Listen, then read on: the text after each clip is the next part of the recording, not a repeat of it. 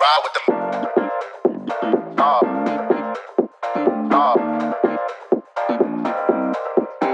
Ride with them. Hey. Hello and welcome to the Always Dale podcast. My name is Santiago. I'm one of the co-organizers of Always Dale. I'm sitting here with Alex. Alex Vaughn, DJ Funky Penguin.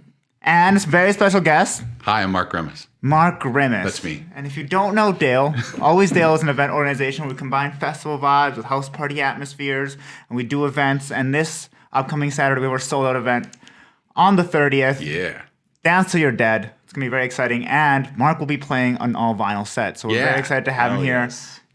He's one of the OGs. He's a resident old person, self-proclaimed. Yes, I fully take that responsibility. Resident old person. And we're very lucky to have him kind of like dig deep on what he's about and the things he does and et cetera, et cetera. But today we're going to start off with a special segment. Oh, we're going right into it. Let's go. All right, I'm ready. Like we just go into it. We just want to like frazzle you a little bit. Yeah. It's called Seriously Stupid. Serious. So this there you segment, we do one serious question and one stupid question back to back for a minute, and you can see how many you can get through. Okay. Are you ready? Yeah, why not? Let's go. Are you born ready? No, but I'm ready right now. There's 25 years of experience coming into this moment. Yeah. Okay. Yeah. Yes, let's do it. 30. Let me start Get that the timer ready, Santi. You're going to start us off, Okay.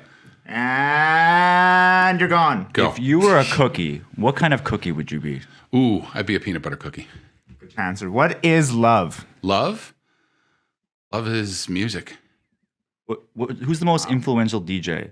Fisher or Loud Luxury? Who? Best track of the year. Best track of this year. Wow. Come Together, Frankie Wah. Is a hot dog a sandwich? It depends how it's served. Ooh. What makes a good track? Ooh. Emotion. What's your favorite TikTok? My favorite. That's the app. Go on. No? What most influential DJ in your opinion and why? Most influential DJ to me, in my opinion, and why, was probably a guy by the name of Mark Oliver out of Toronto, or a guy by the name of Exotech out of Buffalo, because of their ability to sort of pivot in a moment. Boom, they can take a room any direction they want, and they just, they just really know how to read what people need before they even need it, kind of thing with the dance floor. I always loved watching them play. In your head. Which is your favorite child? Stop. Okay, we're done. I have twins. I can't answer that. And neither. Okay, I think we got 7, but we can What's the record? track. I want to know what the record was. We're doing average. This is what happened. We did 3 minutes and it was way too long. But we're Yeah. gonna average it out. Okay. House of Panda has the fastest because he's speed house kid. You're over Sasha with 0, so He just choked. He choked the whole time. Yeah, that was it, eh? Handle the pressure. couldn't handle. I went too Dale's long too on big the for on the DJ. Yeah, I should have shortened my answer. So next time. Just like this Saturday, he's gonna choke. Not Thank you, playing. Josh. Josh is leaving now. He's had enough of us already. That was it. We just started, dude. Okay, well, that was amazing. That was a great fun. job. Yeah, you did it. That was great. That was seriously stupid. It was seriously stupid. Just like Dale. Seriously. Like, Dave, what else did we have left? Did you have any good ones left to go through? I wanted to ask him if you had a time machine, would you kill Hitler? No, I'd go back to 93 and go raving. Me too. Do you think that was the best rave year?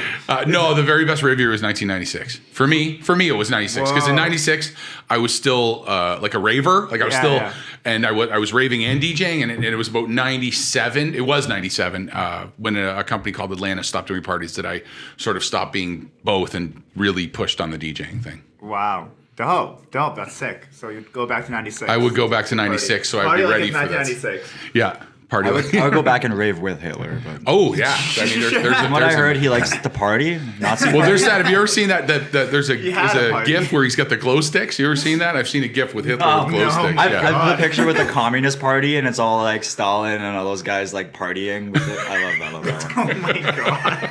Well, this is taking a turn. How far This may back be do cut. you go? You guys edit this show, right? Oh my god. Well, why don't you start us off with how did you get started? How far back do you go? Little baby Grimace. yeah, What was- little baby. Actually, let's what was your first influences in music growing up, and then how did it become to you DJing? I think my parents, right? I mean, everybody. My parents played Motown in the house, and James Brown and the Rolling Stones, and there was always music in my house. There was always music playing in my house, and that sort of you ever get to the words to a song, but you can't figure out why? Like that happens to me all the time with old music, where I'm like, why do I know the words to this cheesy old Motown tune? Well, that's probably because my parents pounded it in the house, right? Yeah. But then it was, I remember my mom had this friend, Marilyn. I don't remember that. I might be wrong on her name, but whatever. When I was like 12 or 14 years old, she gave me a Clash record. And I was like, I remember putting on my headphones, right? And it just being like, holy crap, this is not what I was listening to at that point, right? And it kind of made me realize that there was all this other music out there. And that was sort of the liftoff point where I always needed that new record. I always needed, what was that? Who was that artist's next release and stuff like that? And, ride the bike to the record store and all the rest of that stuff. But then for the DJing though, it was grade 9. It was September of grade 9, standing at my first high school dance, being this cripplingly shy kid I didn't know how to talk to girls or anybody, and standing there watching the DJ, and all these girls are going up there and talking to him, and I'm like, wow, okay, this guy's got it figured out. So I remember I waited till after the dance, and I helped him put the stuff away and stuff, and his name was Adam Hendershot. We're still friends to this day. And I was like, dude, teach me, help me, let me help you. And he's like, all right, well, I got one next Thursday at another high school. Come with me. I'll throw you a couple bucks. You help me load out and all the rest of that stuff. And slowly I started, and then it got to the point where he was letting me DJ when he talked to all the girls. I kind of felt fooled by that in the end, but yeah, that was it. That was sort of the trip for me. And then it started with like high school dances, and then proms, and then weddings and formals, and what you guys call in Ontario. In Ontario, we call them stag and does. Socials, yeah, socials and stuff like that, right? And then I started doing, that's what it's called in Ontario, stag and does. Yeah. I thought social was a dumb name. I didn't know. No, it's better than stag and doe. And then, high school, I was doing high school dances and stuff, and it was 1992, and my buddy King Jackson, and Miles, Sydney Flashback, were like, they stumbled into this warehouse party in Toronto when they were out at a club, and they came back to school the next week, and we're just like, okay, wait, forget everything. You need to come with us. And I didn't. The girl I was dating wasn't into it, and blah, blah, blah. The same old story. And then she dumped me just before Christmas. And my buddies are like, you're coming with us. So they took me New Year's Eve. And I remember walking into the sound stages in Toronto, Cinespace sound stages, and just being like, this is it. Like, okay, this is where I was supposed to be the whole time. This is what I was looking for. This is that blind acceptance. The music was just like so different than everything else at that point too, right? Like it was truly underground. Like people had, like what was on the radio was so far away from what was going on underground. Yeah. And it just hooked me in, and that was, look at, now it's 35 years later, basically. Oh yeah, what year was that? That was 1994. I went New Year's Eve, 93, 94. Thank you. Jesus Christ. And then, and it was funny because the turnaround time between me going to my first rave and me figuring out that I wanted to DJ raves was about 3 days after that first rave. I was like, and I'm not gonna lie, I was like, half those DJs weren't very good. And I'm not gonna lie to you, I wasn't very good either back then. None of us really were, right? Very good. But I remember I played my first rave, that was January 1st, so I played my first rave towards the end of February. I think it was right around that. Wow. And then it was just, that's all I've done. What were the big rave tracks back then? Back then, Follow Me by a band called Jam and Spoon was this a group. It was a duo, right? Okay. Yeah, it was a duo called Jam and Spoon. Orbital, The Orb, The Prodigy, anything by The Prodigy. Yeah. What does that sound like? Stuff. It's weird. The Prodigy. It's rave, right? If someone said to me, an alien came down from outer space and said, "What is rave?" I would play The Prodigy Out of Space. It's their first single off their first album. Music. And it's rave. It's breakbeat laden. A lot of the early rave music was very breakbeat laden, very very breakbeat, heavy breakbeat. The speeds were everyone's going, and I love it, by the way. I love Panda. I love what you're doing because I come from speed. I do. When I was DJing through 96 to 2001, my average BPM was probably 180. Holy shit. What? Yeah, hardcore underground. If you look up, if you do a little searching on the internet, you can find videos of me playing here and playing that stuff. But and it was mental. But there was everything at that point. There was 120 BPM house all the way up to this. But that just happened to be what drew me because I love that kind of aggressive sound. Yeah. But at the same time, I've always played house. It's always house and trance have always sort of been like this thing that I always bought records when they were good and stuff like that. So it's like I've been able to. When I got old and stopped wanting to play that hard stuff, it was easy for me to transition into what I'm playing now, which is sort of like breakbeat, trance, house, whatever's good, whatever kind of strikes my fancy. Nice. And that's what was like most popular back then? Yeah, back in Toronto was very much a drum and bass city. Huge, massive drum and bass parties. Like this is legit. I'm not exaggerating at all. I was at a party with 10,000 people where the predominant music form was drum and bass, and they booked Run DMC to play at a rave. Wow, that's right. I played, but there was a lot of that integration then. I mean, so like they flowed. Oh yeah, because drum and bass is just hip hop double time, basically, right? It's a breakbeat double time, right? And a lot of the drum and bass dance isn't on it's on the half. Yeah, like the off half, right? You're kind of like grooving with it. So it was always a good De La Soul. Yeah. Like some of these old hip hop groups would play raves in Toronto because the drum and bass scene was so huge. Breakbeats were huge in like breakdancing scene, right? And what people would call early techno was like early hip hop, right? So yeah, it was all electronic music in the beginning, right? I mean, some of those artists even sort of kind of if you really go back. There's a guy by the name of Theo Parrish, I think was his name.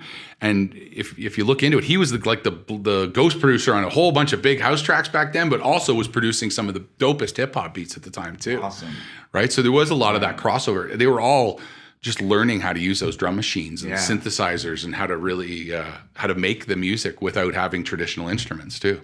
From what I've seen in documentaries, I'd say like those like early electronic producers were more like nerds and like technicians, and they were like musicians, classically trained musicians. No, right? They were just guys like, it was really underground, like at that point, like you said, and it was just guys like fucking around with tech, not really so much musicians crafting songs. It was like they were like, hey, slowly, what does this do? Like that eventually came, right? Like you eventually started to see like real, and I hate the term real musicians because these guys are, guys were cutting edge when you think about it, right? Those pushing guys that boundaries. were, you locked yourself away in a room with an 808, a 909, and a 303 and created a piece of music. If you've ever had a drum machine in your hands, it's not an easy thing to create something that doesn't just sound like a loop, right? And those guys, they were the sort of the pioneers of what it was. And then after that, you started to see these classically trained musicians come in there, and that's I think when things really exploded was when you started to see that musicality kind of coming, because the early rave stuff was raw as shit, man. Yeah, it was like really even inaccessible. I can't like even mixing the records and stuff. Like it's all made with kit, right? All these tunes that we buy online now are perfect. Yeah. They're like boom, boom, boom. You can listen to some of my old rave records, and you can hear the tempos kind of wobble every once in a while. So there's like I always joke that records is a lot more work. Like when you're playing records, because you've got to pay attention because most like those old tunes they'll go. And if your turntable's not perfect, there's a lot more variables with vinyl, right? Yeah. But come see me on Saturday. I got something. Out of curiosity, like how much did it cost to buy a record back then? Imports were $7, which isn't too bad. Like an import would be anything from Europe.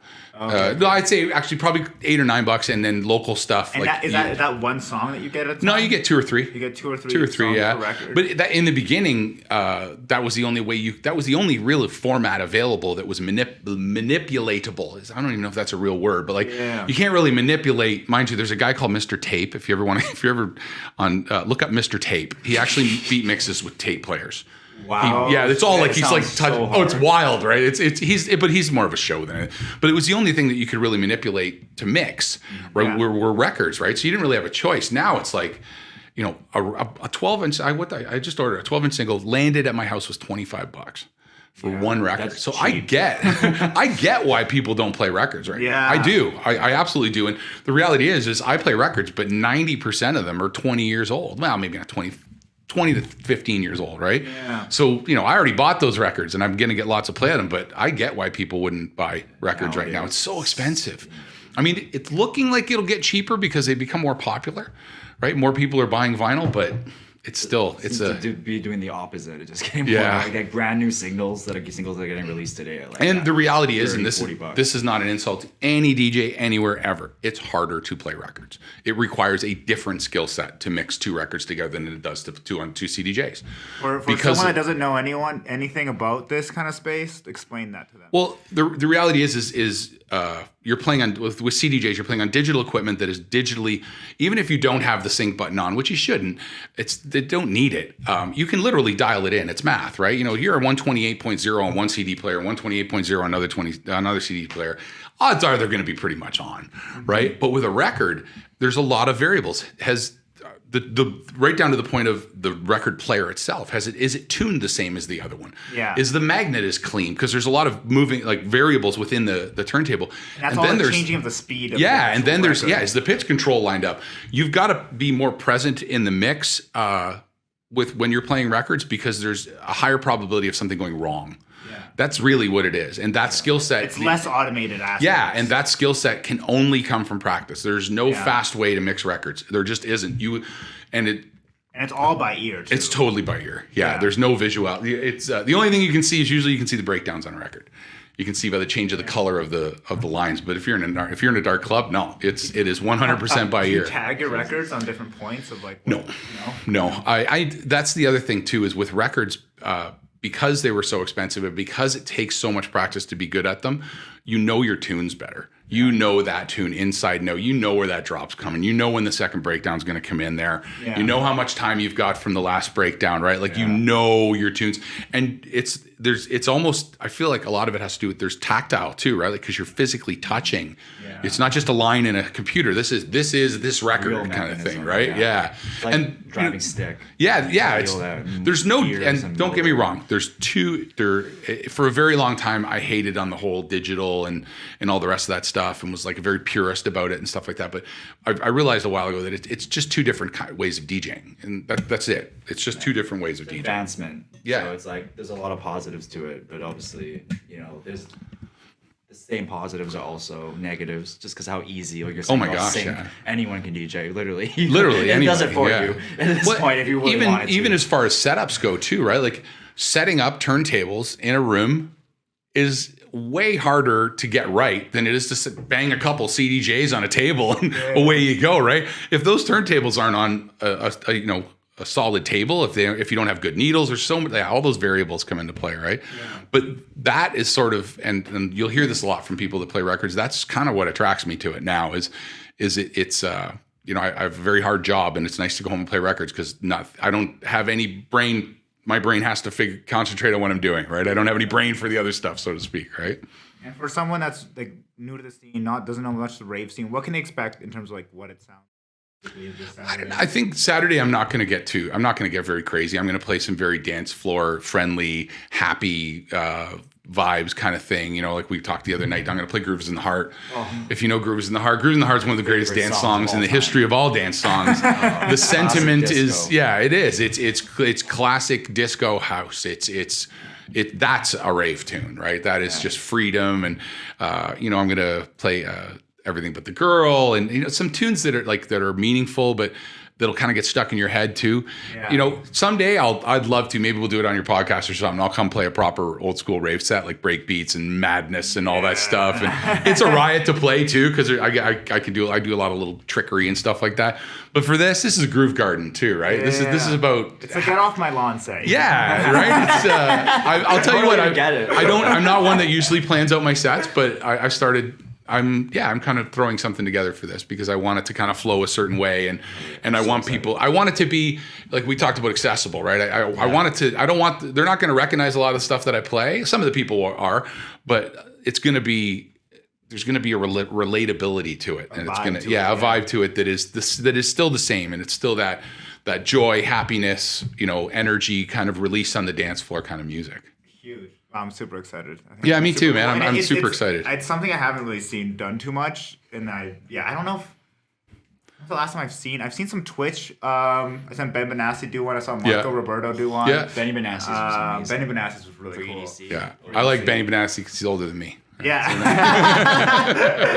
He was doing so much classic disco, and it still felt very contemporary. It's so cool Yeah. to watch. It's so cool to watch someone just like put on real records and like find the spot and like actually try to mix that shit in. I think it's the visual aspect. And, Yeah. like you're watching that and listening to happen. It's very cool. It's funny the way things go. Like when I tend to, when I play vinyl now, it tends to have a crowd, but as many of them will be watching as they are dancing, because like you said, it is something different to see. It's not just a guy up there, and nothing wrong with that, hitting that green button and letting it rock, right? Like you've got to work, and and you know what? Not every mix is going to be perfect. Yeah. And that's sort of part of it too, and like we joke that. But yours has to be, or else it's fine. Yeah, or I'm fucking never play again, right? He's a man of the whip. It's a little shot collar.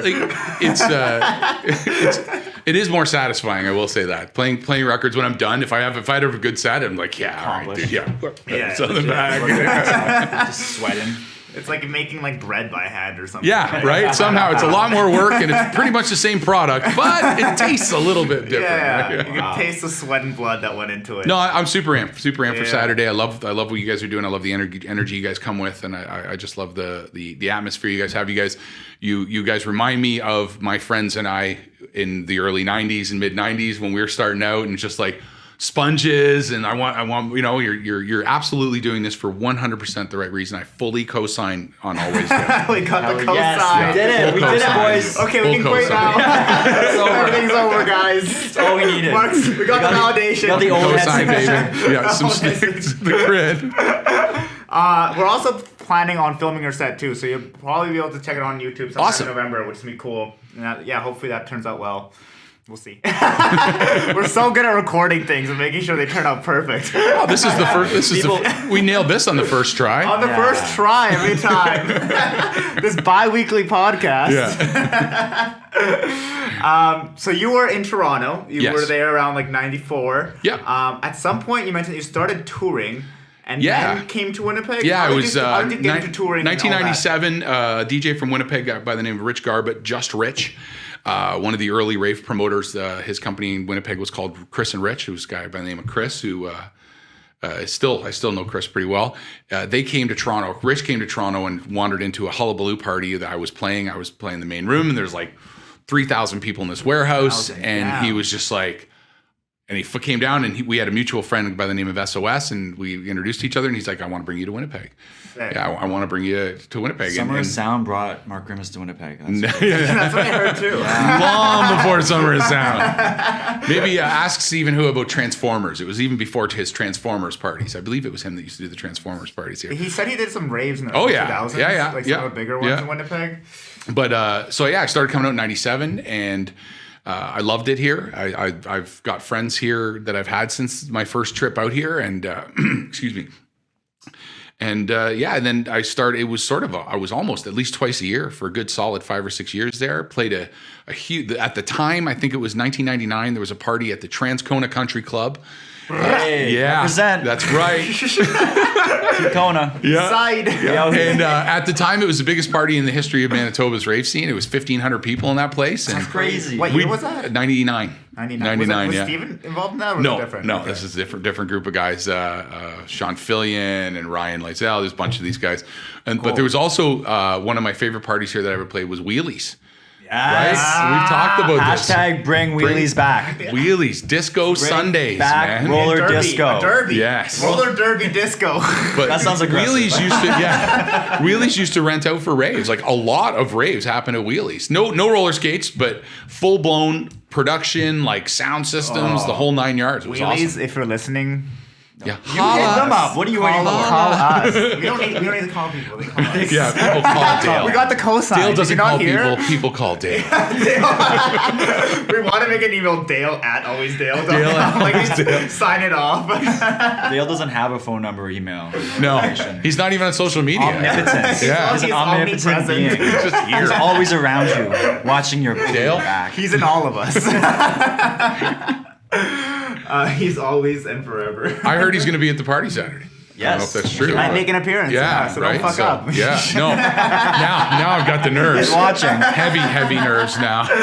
He's always watching. Always Dale. Terrifying. So you started off with those parties, the wheelies parties. How did you see the scene progress since then? Winnipeg's gone through a lot of changes. I mean, Winnipeg, when I first started coming here, was a very hard, very fast sort of musical taste was at least that was what I was playing to. There was always some amazing house guys named Harry Chan, Sean Summers, and Bams. There was always a good, solid group of house DJs in the city. And then, after that, Disco Kitty but it's always had, Winnipeg's always had a good, no disrespect, small scene. It's had a good small scene, right? They're I think and I'm talking about the underground scene more so than more like what's going on now. What's going on now, I think it's all blurred, right? It's just a dance music scene. I think it's more clubby, the underground, clubby, popular kind of music. Which, hey, man, that's awesome. I tell the story that back in the '90s, we wanted to tell everybody what was going on, and no one would listen to us. And now everybody knows what's going on, and we're all the old folks bitching about it, right? Like, we really shouldn't be saying anything. This is what we asked for. We checked out this rave. But yeah, I think Winnipeg's always kind of followed. Winnipeg's always sort of been torn musically between West Coast and East Coast, right? Because it's the center of the country, and it goes through phases where it's very one way and very another. But right, I think it's always been a fairly smart musical scene. Like they've known what they were listening to, kind of thing. Yeah. At least back then it was, and now it's different now. Like I said, because it's all more on the popular side, but a very smart scene. Like I said, I wouldn't have moved here. I wouldn't have moved my whole life here if I didn't think it was going to be fun. There was going to be good places to play and that sort of thing. There's decent fest. There's always something to do in Winnipeg. Yeah, amazing. You have a really burgeoning EDM scene. Yeah, I do. Scene in the city and music scene generally. Yeah, I tell this a lot that, in the early 90s, the world was shit. It really was. We were coming out of a recession, Reagan, and, the Cold War, and the world was just depressing. It wasn't very happy. And it drove us to the raves almost because we needed that escape. We needed that unbridled happiness and that acceptance and all that stuff. And I think that's what the world needs right now. Yeah. I think for the last 2 years, we've been forced apart, and now all we want to do is get together. Right now, all we want to do is unify, right? Like, definitely. And that is at the end of it. Like, I've only played 2 sets since I've started playing out again, and I've been playing a little on the cheesier side kind of thing, but I played like some songs that have those kind of vocals in them, and I've seen the people react. I've seen the emotion on their faces, come together, and everybody's free, and we're, here we are again, and those kind of sentiments. And that people need this right now. Like people, the timing of your party couldn't be any better. That you can actually have that many people, albeit fully vaccinated, but you can have all that many people in one spot and with masks. That's true too. Put the plug in. Yeah, make sure. Yeah, we are following every single rule, and yeah, I'm very cool with that. But yeah, I think the world needs dance music right now. It needs this release, give somebody 4 hours where they don't have to think about the fucking world outside those doors, right? And that's really what it comes down to is having that escape and that escapism, and that's what this music, no matter what you're into, no matter if it's the the popular stuff or the really underground stuff, if it takes you where you need to go, then go for it, right? Yeah, totally. Yeah, I agree with you. I think that the dance music scene is actually like changing culture and bringing people together, as it did in like the early days of like disco and the civil rights movement, and like out of suffering. It brought people together on dance floors and unified, and I think we're very much going through a similar time right now. Not exactly the same, but definitely there's way too many similarities, not to mention the fact that this is another, I've sort of been involved in dance music and DJing for a bunch of these ups and downs, right? There was the big up in the early 90s, and then stuff kind of got, tapered off around 2000. Then there was the EDM explosion kind of thing, and it's kind of tapered off a little bit, and now this is sort of like, I think that last 2 years has sort of reminded everybody what all that means to us and how much we need that as humans, that we need that release and that unity with other people. It's also such a big reset, the way I see it, the way like this pandemic has wiped out. Or in terms of like nightlife and clubs and what was before, it's such a good opportunity to rebuild in such a beautiful way with like a lot of these underground things becoming more popular, and really just we can redefine the scene now. And like really redefine it in terms of the things that we value more, of coming together, good community values, and so on, and maybe less of making all about status and sexuality. That's changing the nightlife scene in that sense towards those other aspects. And yeah, in terms of Winnipeg scene, I don't know if this is 100% true, but what I've seen just traveling, I feel like the Winnipeg and Manitoba scene has such a good DIY culture in terms of creating stuff. Mm-hmm. Because I feel like they don't have that much places to go, and they have like, I don't know, cheap rentals and lots of land and like houses to do stuff. I think it's like I've seen just a lot of things pop up. And like when I went to like other cities like Paris and stuff, like they just have such a good established club scene. So I feel like you see that less. Yeah, I think, I agree on a lot of that. I think Winnipeg tends to get in its own way a little bit. A perfect example is you and I played that party on Friday night. It didn't need to be 2 rooms. You've also got, and I could care less if the owner of those 2 clubs even hears me saying this, but you've got one guy that owns 2 clubs booking the same kind of music against each other and asking why your return isn't that good, right? And not paying their DJs because nobody came. Well, here's the thing, guy. Maybe you shouldn't book 2 rooms. Deal with what you've got, and maybe you shouldn't be competing against yourself and then asking why people aren't at one or the other, right? I mean that is sort of something that, like you guys, you're very unified in your approach, right? You're not going to step on each other's feet. You're not going to get in each other's way. You're working with other promoters and stuff like that. The unity that we all want on the dance floor, it needs to transfer a little bit onto the promotion side because it just needs to be more strategic and communicative, right? I mean, I know that back in the day here, a lot of the promoters would go out for lunch or coffee every once in a while and just say, okay, look, these are the dates. Yeah. Right. Let's not get in each other's way. Yeah. Let's not devalue each other. Yeah, shoot really. each other on the foot. Like it doesn't make sense. Right. It doesn't make any sense. It's not a zero-sum game. In Toronto, you can throw 5 or 10 different club nights because there's 7 million people to draw from. The reality here is that the scene has 1,000 people in it. Ballpark. Not casuals. And I'm not even counting casuals. Yeah. Like how many people actually go to Summer and Sound? How many people are there? Like 3,000. 3,000, right? So I'm going to say that a third of those are. Stephen Hua correct us on this. Yeah, but I'm just saying, like that's a huge, big dime event. So that's your absolute top of the most amount of people that you're going to get to go to something.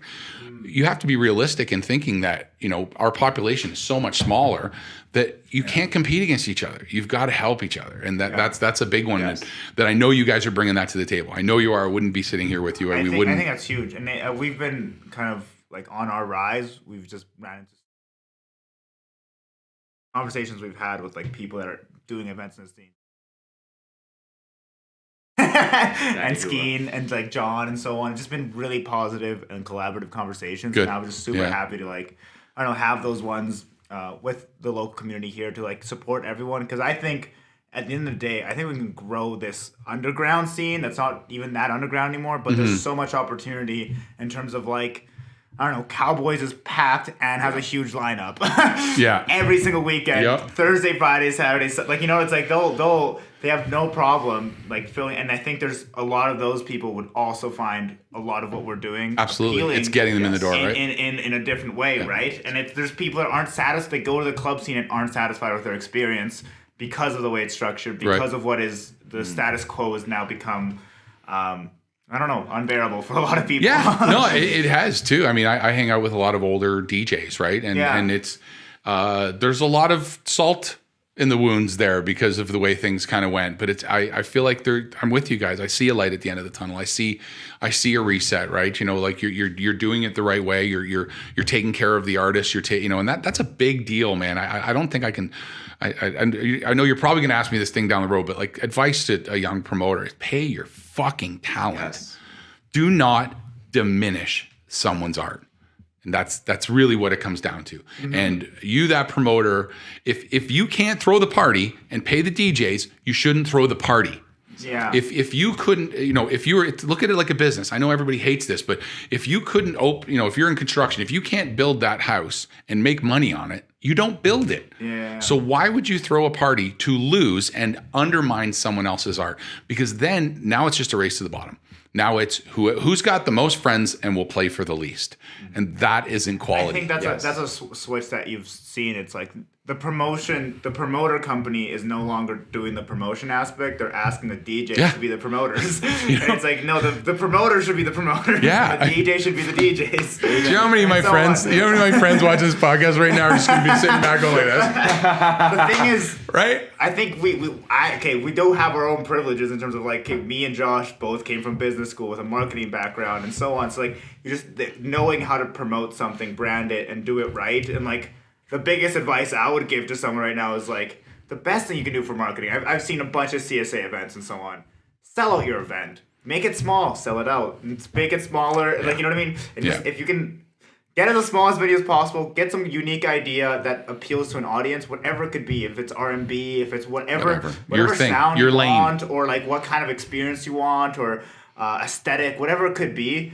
There's so much room for creativity in the city. And then just make it small enough where you can sell it out and then grow from there, because that's what's going to really build up hype for your thing. Yeah, baby steps. Yeah, right? baby steps. It's caring about the music and the experience as the foundation of your event, though. Absolutely. Instead of looking at it as like alcohol sales and bottle service as being the foundation. You know, it's like you have it backwards. It's like, what is the actual experience? What is the meaning of, like, what are you offering to people? Yeah. Well, you know, one of the things I've noticed, and not just here, but everywhere, right, is that if you continue to devalue the DJ, we'll just concentrate on that. If you continue to devalue the DJ, the club promoter is going to put no value in the DJ. The club, sorry, not the promoter, but the club is going to put no.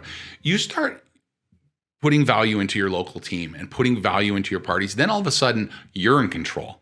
Yeah. Then all of a sudden you're going to the club with a product and they want you there. They're not just booking you to fill a void to get some people into the Albert and have a few $100s in beer sales. They're like, oh shit, these guys have something to offer. And then you have the power. Yeah. Then you have the control.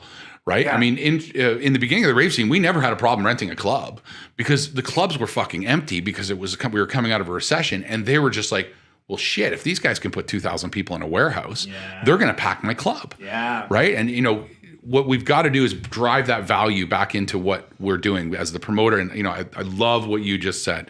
I don't sell tickets, period.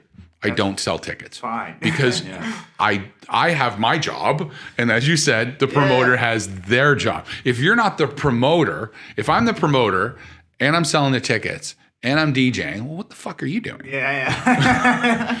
Right? Like, really? Because it isn't put the money up, because we all know that you don't have the money, or you'd pay your DJs. There you go. Sorry, that's my old. Get off my lawn. There it is. Old man. That's not how we do it anymore. You pay us to play, man. Yeah. Oh, they'll give you exposure. Exposure? You get exposure. Exposure. I started DJing in '86. I don't need your exposure, dude. It's huge. And I think, like, our philosophy is even taking it one step further. It's like, if we promote the DJs and they get big, then it's even, when they play our events, it's even better. It's Absolutely. Like a cycle, right? Absolutely. Especially if they produce music and, like, they get big, that's even like a next level of, like, we actually have an artist that plays for us that's, like, has tracks that people listen to. Like, that's huge too. My crew and I in Ontario, we were called the Babylon Rave Crew, and we used to, it was a line from an old movie, but you go, we go. Yeah. Right? Like, I was famous for always weaseling one of my buddies onto a bill. I was like, "You're gonna fly me to Calgary? You should bring my buddy too. He's really good, right?" Like, but why not? Why not go together? Why not? You know, like, it's And if you promote your local talent, you get out of that cycle of only a name ramming a club, right? Like in Toronto, two very good friends of mine, Manzone and Strong. Right? They are sort of the resident DJs in Toronto at the biggest clubs, and they can sell out any club in that city all by themselves. Yeah. You know, MC Flipside, Joey Cons, Carlo Leo, all those guys from Toronto can sell those clubs out all by themselves. Right? So, and that's what we got to do. We've got to, you know, I can't say much about it, but on August long weekend next summer, there will be an outdoor 3-day camping festival, if you will, in Manitoba. That I believe Dale will be involved in some manner or another, but we're concentrating. Our sort of mantra is we're not looking to book 25 out of town DJs. We're looking to have a festival where all the people that like this music in Manitoba and all the DJs, or a lot of the DJs that like this music in Manitoba, can come play, camp out. We're going to try and keep the ticket price like super low and promote our local people, because until we grow that, till we put value in that, that's the base of everything. We build off that. Just like you said, you build off it, right? Yeah, and I think with the World Wide Web and et cetera, you can just really... Oh my God, yeah. Streaming, shit. Streaming, and quick plug. Friday nights and Sunday mornings on Twitch. Friday nights, Sunday mornings on Twitch. Look me up.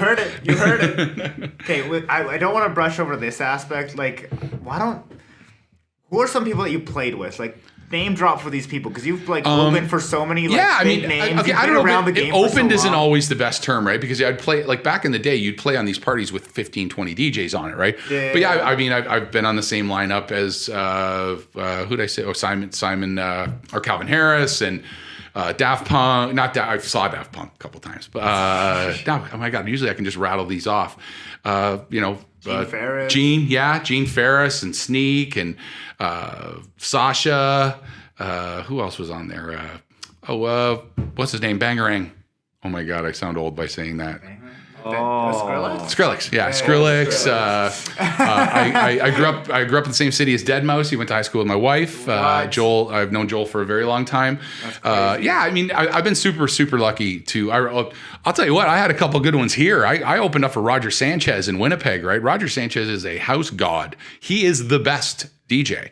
I mean, I don't know who that is. I know his name, but I couldn't. Yeah, drop a track he if you is asked a full blown house monster. Been around as long as I have. He's part of that like Gene Ferris, sort of that generation of all those guys kind of thing. I opened up for Justin Martin when he was here. Nice.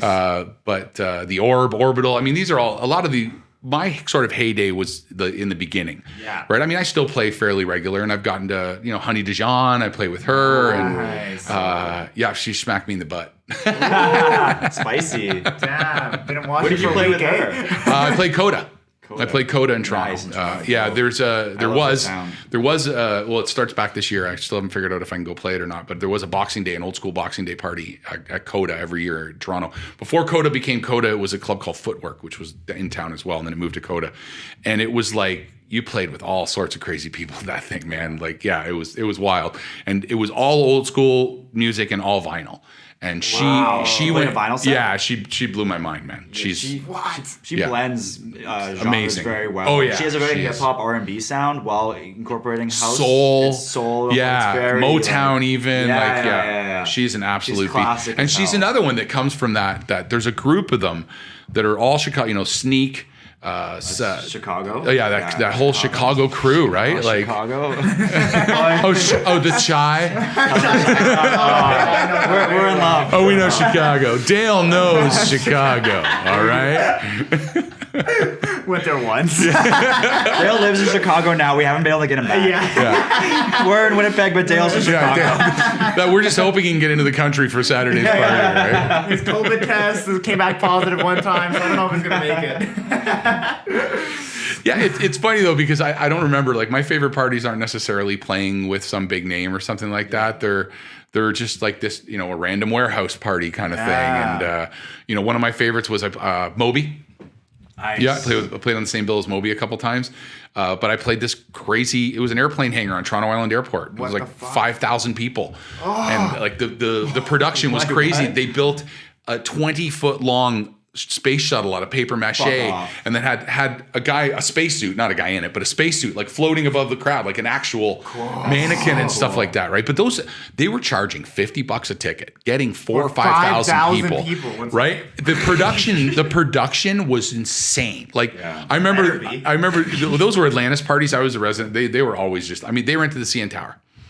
They did a rave in the CN Tower where the one room was at the top and the one room was at the bottom. Can't even imagine. Yeah. What? They Stripping threw out the party people to of lose that. money. They did the budget. No matter how they crunched it, they couldn't make it work. So they all sat around. They were all sort of my age guys. They're like, look, if we pitch in like $5,000 each here, we can say that because they're never going to let us do another one, right? And they never have. Like, it's just not going to happen. Yeah. And they threw a rave. Yeah. And every raver had a pass that made them go up, that you could go up and down the elevator all you wanted between the two rooms.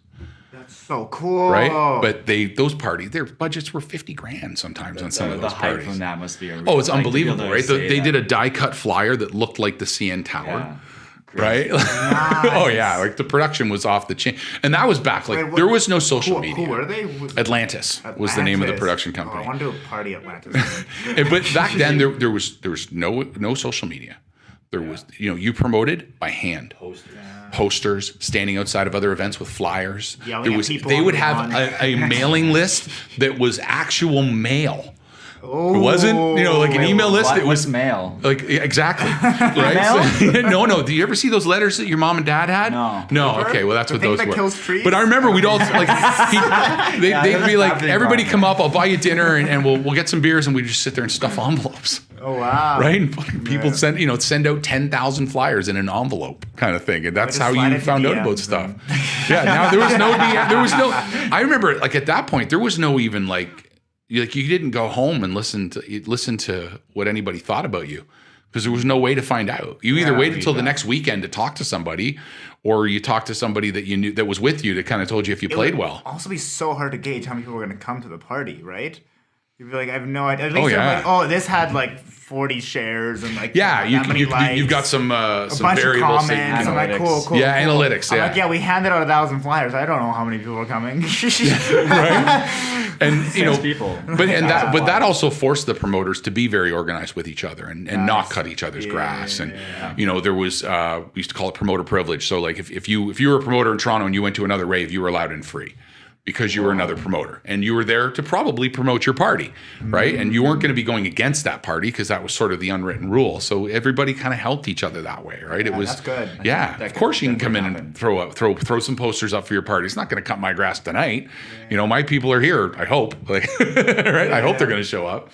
And I saw those. I saw parties like that, warehouse parties, giant warehouse parties where snowstorm, nobody came. That sounds like a Manitoba party, eh? Yeah. People would still come in the snowstorm. It's outside. You can embrace it. Amazing. That's amazing. That's a really good recap so far. Anything else you want to mention about your career? Any advice? Advice for a DJ, for young DJs is learn your craft. Learn your craft. Learn the history of it. Learn why people started mixing records together. Learn to actually mix by ear. What's the best way for people to learn, do you think? I think mixing by ear. I think that's stop looking at the screen. Listen. Listen, mix by ear. Yeah. Because who would just look at the screen? I don't know anyone. Hey, I'm as guilty as you are when I play digital, right? I absolutely am. I was talking to A-Lock on Friday and I was like, he just throws your shit on a USB. Yeah. And does no readout and it's all by ear. And I was like, wait, what? Like, what do you mean? Like, how do you do that? I'm like, I need to learn that. Like, No, I'm somewhat by ear, but it's mostly. Yeah. It's and so am I when I play digital. Yeah, so am I. But that's why vinyl, you vinyl, you have to practice. I don't need to practice digital. I can just do that, right? But vinyl, you have to practice. And I'll get you. We'll mix some records sometime. Cool. I'll bring a bunch of records and we'll mix. I have a ton of wish you do a singles. workshop. I have That'd like be 20 fun. singles ready to go. I remember when I first taught myself to beat mix, I just kept mixing the same two records over and over and over and over and over again. And if somebody is living in my parents' house in Niagara Falls, Ontario, if you go into the basement on one of the girders where my DJ booth, I wrote down the date of my first legit beat mix, and I really wish I knew what it was. Next time I'm in Ontario, I should go knock on their door. Can I go in your basement for a second? I just got to write down a number real quick. Right? Crazy. Oh my god. Historic. Yeah, I'm super looking forward to Saturday. Please come and check it out. I'm on 11 till 12 in the Groove Lounge. And I'm going to play some records and we're going to have a dance and you're going to videotape it. And it's going to be super Dale. Sold out, 600 person cap. Insane. Man. I think the first lot event at EEC using both rooms, doing this whole. I'm going to say you might be right. Yeah. Since I've moved here, at least since I've lived here for sure. Yeah. Well, at least what EEC is now. I don't know. Yeah.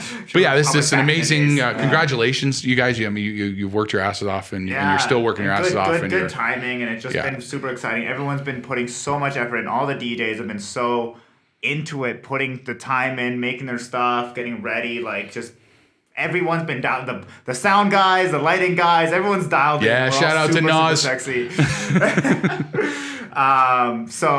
Thank you all for tuning in. Thank you so much for coming, my pleasure, Mark. man. We'll do it again sometime for sure. We'll see you all on Saturday. Giddy up.